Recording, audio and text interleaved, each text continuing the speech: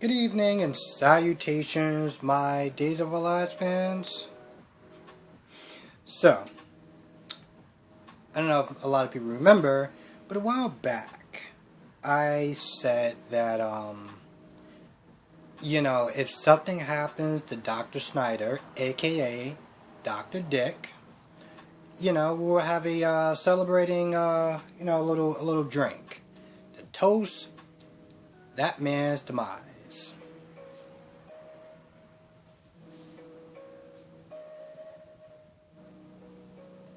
You have it poured.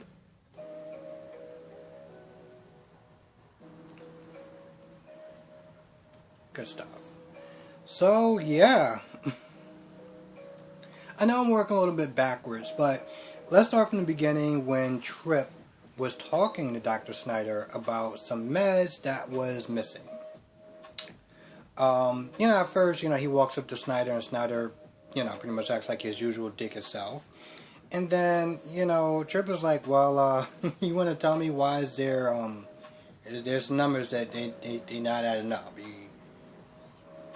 You want to talk about that? Like, what's going on? So at first, Dr. Schneider tries to brush it off. Oh, well, sometimes the count is off, but, they fix it in the mornings, and, everything just kind of evens itself out. And Tripp was like, that's not the protocol.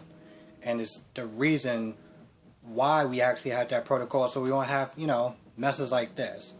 But Schneider kind of gave himself away when he was like, hey, listen, I'll take care of it, but I just wanted to let you know, good catch, nice catch on that one, yeah, you're doing a good job, so keep it up, pretty much, and just walked off. After giving this man a compliment, you've been nothing but a dick to this man from the time that he started working here. So the time he started interning here to now, and out of nowhere, oh, you know what? It's a really good catch that you got there. A lot of other students wouldn't have caught that. You're doing good work, so keep it up. Nah, bro. Even I just kind of stood there like, granted, I already knew what was going on, but even I was just like, bro, really? So he walks away. Tripp is like, yeah, something's not right about that. So he goes to Kayla's office. Steve is there getting ready to take Tripp out on a lunch date or whatever.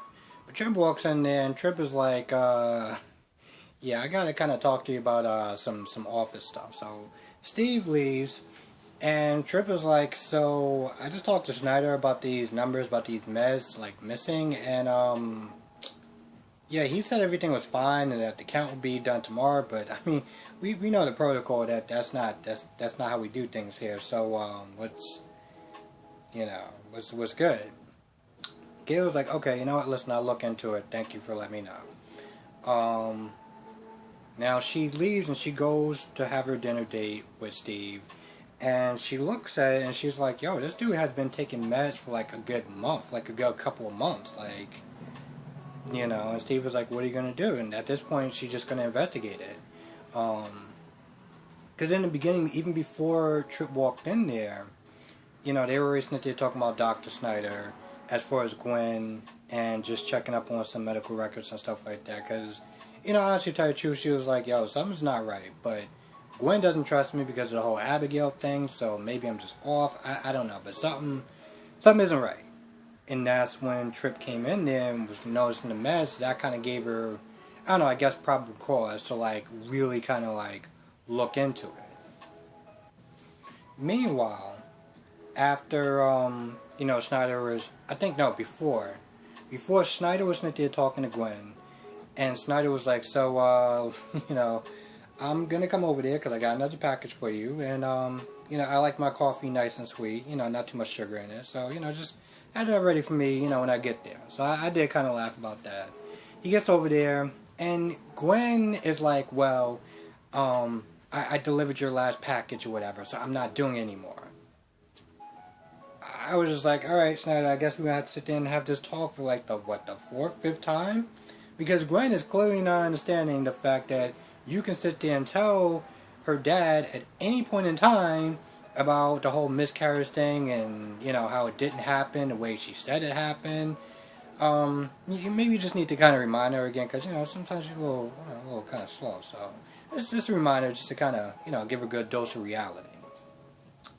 So he goes over there, and once again, he's like, yo, listen, right now, you're going to do what I'm telling you to do, because this is how this is going to work out. But he slips up. And he's like, listen, I need you to sit there and tell your nephew Trip to kind of back off, because he's asking questions he shouldn't be asking. Now, I was able to doctor the notes or whatever. Like, he told her that he doctored the notes or whatever, so that way Kayla will get off her back for a little bit. That's where he messed up.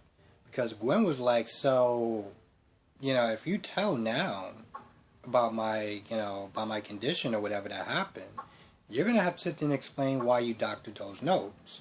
So at this point, she's like, yo, listen, how about we just let bygones be bygones, kick rocks, I'm not doing what you want, and that ends that. What you got now? Now, Dr. Schneiders and the fragile male ego was just like, I'm not having that. I ain't having it. So he grabs Gwen by the arm and it's like, yo, listen, I'm in charge and I will hurt you. Now, Xander comes in and it's like, that's funny, because I was sitting there thinking the same thing. Xander was talking to Jack for a little bit. And, Jack gave Xander the same speech that Jack gave Gwen, as far as, listen, you just got to give him some time. He's a little rough around the edges. He just lost his wife. He wants to be loved, and he's surrounded by people, by his so-called family, that doesn't really truly value him or embrace him. And when Jack was sitting there telling him this, just when she was like, okay, yeah, we have a lot more in common. Maybe I shouldn't be, maybe I shouldn't be so, nasty to him.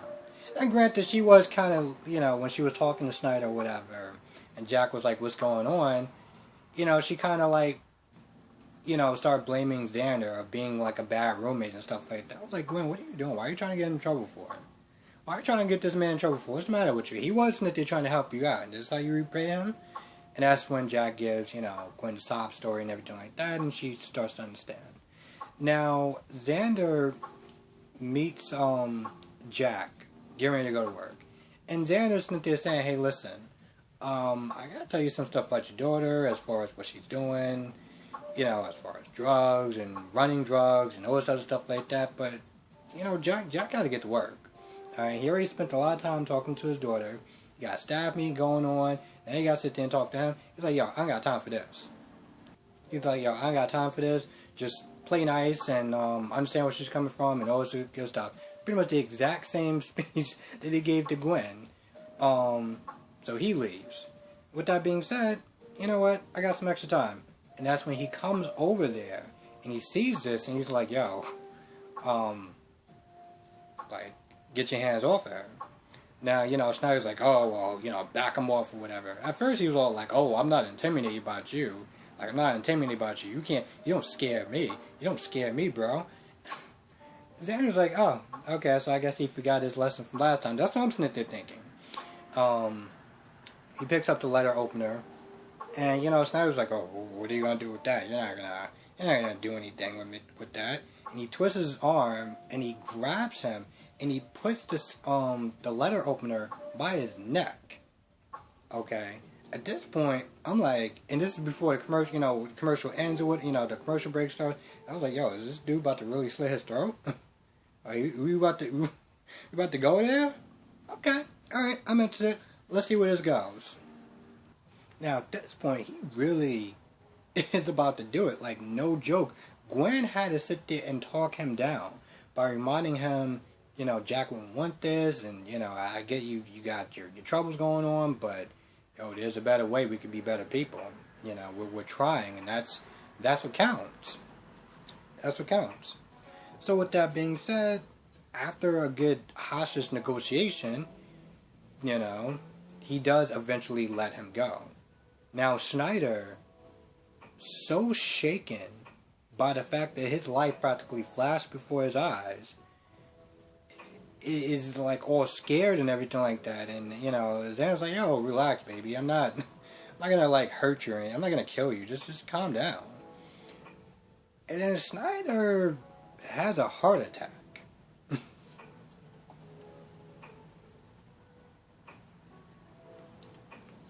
Schneider has a heart attack and he just collapses. And Gwen checks his pulse and Gwen is like, yo, this dude is dead. So at this point, it's like, well, yep, we got a murder. I mean, I'm pretty sure it's called involuntary manslaughter, which last time I checked carried a sentence of 5 years. So good luck trying to sit there and get away from that. I guess he could, maybe. I think they're gonna have to stand kind of spin it. I don't know. That part should be kind of interesting. Now, earlier, Xander was sitting there talking to Nicole about, listen, if you don't do what I say, I'll just have to sit there and tell Eric about our hot, passionate night of sex and fun. And Brady walks on in.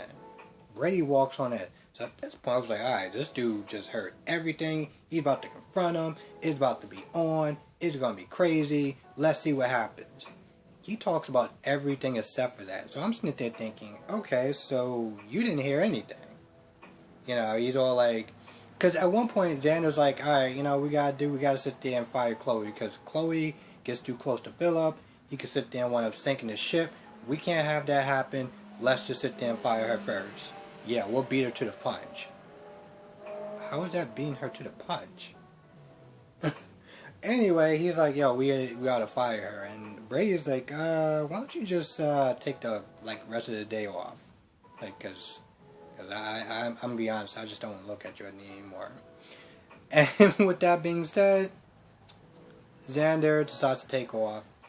And, Brady's like, okay, so, you want to tell me what's really going on?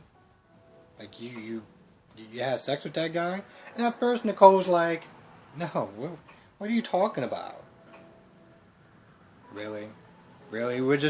How long is this lie going to continue? But eventually, she does open up, and she is like, I did it, and she starts crying and stuff like that, and, she was like, she was going to tell him, she tried to call him, she tried to email him, but then she decided not to do it, because she said that she was a coward. And I was like, you know what? Listen, the first part of healing is admitting that you have a problem. Because then you can sit there and move forward. She asked Brady, she tells him about everything as far as, why she did what she did. And how hurt, how mad she was that, Eric decided to extend his stay and everything like that. And, listen, I'm going to be honest with you. I think she kind of left some parts out. Like, as far as her encouraging him to leave in the first place, seeing how they were just married, not even a week, and she's just like, no, you got to do it. It's in your heart. I totally understand. Now, yes, Eric leaving for that extended period of time is on him. It is. It's on him. And to be honest, he could have just said, no, listen, I'll find somebody, I'll get somebody out there, we'll work something out or whatever. I don't need to physically be there. We can do Skype or something like that. I'll buy you a tablet or something, But, whatever. He goes out there, and I'm just like, you did kind of encourage him a little bit. Let's not try to act like this is 100% on him.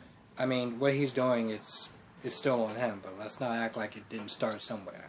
But she does sit there and ask Brady, listen, are you going to sit there and tell? And Brady's like, I'm not going to do it. Apparently, he ruined her relationship at one point, so that's why he's going to do her a solid. Because I was like, yo, that is your brother. I mean, really? But he's like, I'm going to sit there and do it. We got to sit there and find a way to neutralize Xander. So they're going to be trying to cook up some sort of scheme. Now, back at, Phillips' place, Philip is putting in that work, and he's going overtime. Okay, this man is going overtime. He made her favorite breakfast. He's massaging her. I was just like, I mean, listen, that whole beginning of that scene, I was like, now, granted, you knew what was really probably happening, but I was like, for a good minute, I was like, not gonna lie, this kind of reminds me of one of my movies. Just saying. But yes, this man is sitting there going overtime. You know, and once again, he's like, yo, listen, you need to sit there and come and work with me for, you know, for Titan and your expertise and everything like that. But, you know, Chloe's like, listen, yeah, me and Gabby, we ain't cool. I don't like her. And, you know,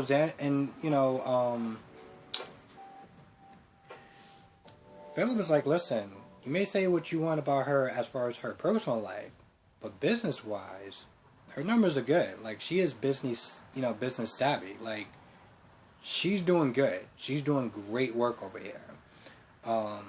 You know, he tries to get her to focus more on the business stuff and not so much of the personal drama stuff. Now, there's one comment where they're talking about Stefano, and how, you know, Stefano was sent there cheating on, Chloe with Gabby. And, you know, Phillips was like, oh, you don't need somebody like that in your life. You know, you don't need a cheater like that in your life. And I was like, bro, really? I was like, really? You were doing so well up until this point, and you were just like, you don't need a cheater like that in your life? Nah, bro, of course not. What about you? Like, really? You literally just kind of just... But, you know, that's when Chloe was like, listen, let's not start, like, throwing stones or whatever, alright? Let's not go there. But, you know, Philip just laid it out, you know? When Chloe was like, so do you want a relationship? Or do you want a, you know, working, like, do you want a partner? And, you know, Philip was like, both. Okay, alright, he's going for the goal at this point. Listen, I've been calling Philip a man-child for quite a while, and it took quite a while for him to kind of, like, you know, as far as, like, you know, like the writers and stuff like that, like, making me like him a little bit more. And they've done a great job. Don't get me wrong, he still can be kind of a man-child, but when he wants to, he can actually be a very decent human being.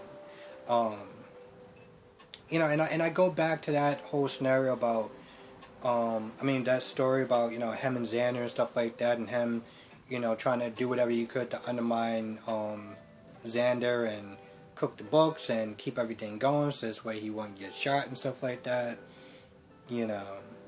And just kind of being a man-child as far as, like, you know, telling Victor to kick him out and everything like that. But I think I'm looking at it now, and maybe because I like him a little bit more, I'm trying to see his perspective of, listen, you can't sit there and try to fight fists with him. So the best thing you can sit there and do is try to get him to get kicked out. You know, do whatever you have to do to keep that target off your back. So I'm kind of looking at that storyline a little bit in a different light a little bit more. And granted, yeah, he still came off as a man-child, but I understood why he was doing what he did.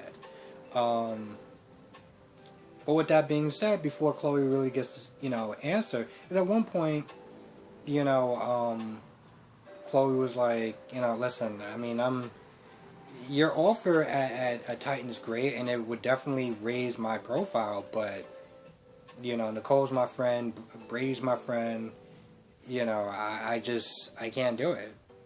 And before she really gets to give a good answer as far as them, like, being together or whatever, she gets a call from her son. So, you know, she's like, hey, I'm going to just handle this. And, you know, Philip was like, well, I ain't giving up.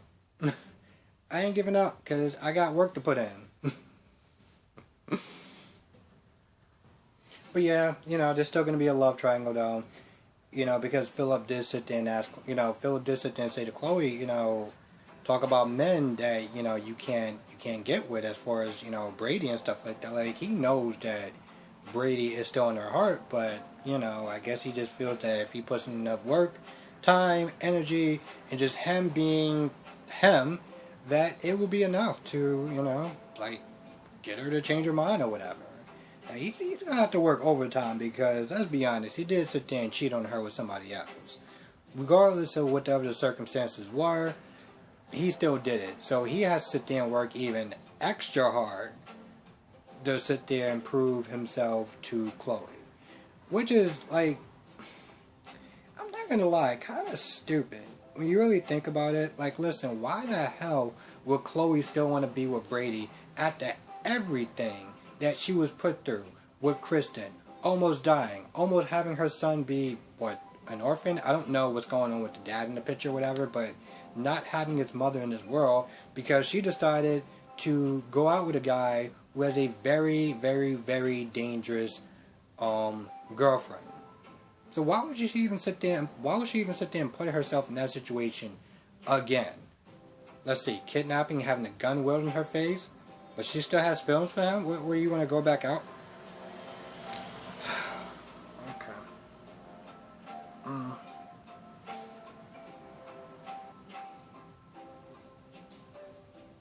not gonna lie, I feel like that's about it.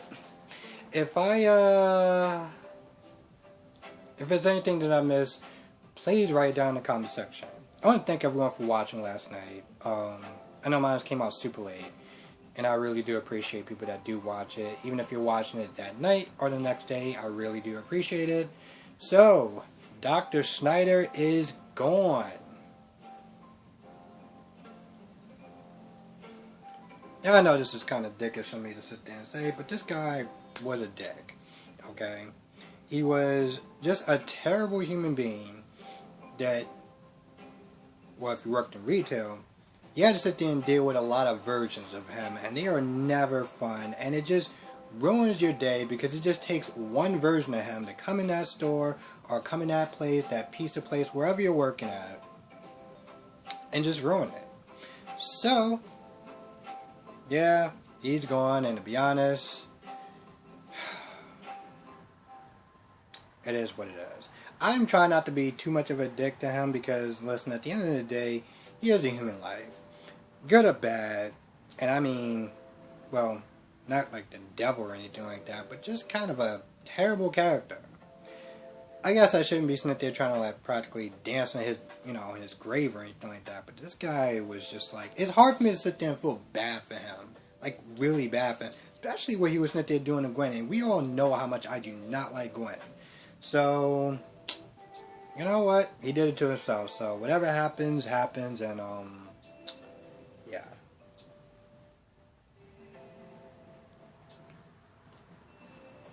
Trust me, that's actually me being tame.